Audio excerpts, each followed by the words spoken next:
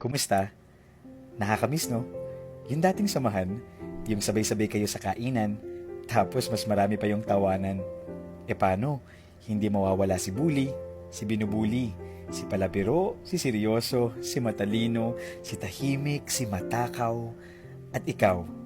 Pero magkakaiba man, pag-ibig pa rin ang nangingibabaw. Kung pwede lang sanang hanggang sa huli sama-sama. Pero, bakit kaya ganun? Mapapatanong ka na lang isang araw, saan na nga ba napunta ang barkada? Parang isa-isa nang nawawala. Tama nga kaya na lahat ng dumarating ay umaalis din? Pwede ba nating pigilin? Pwede kaya silang pabalikin? Hindi natin alam, pero ganito na lang. Ingatan kung sino pa ang mananatili hanggang sa huli at isama sa panalangin ng ibang hindi mo na makakatabi. Tandaan, panahon lang ang nagbabago, hindi ang pagkakaibigan, hindi ang pagmamahalan.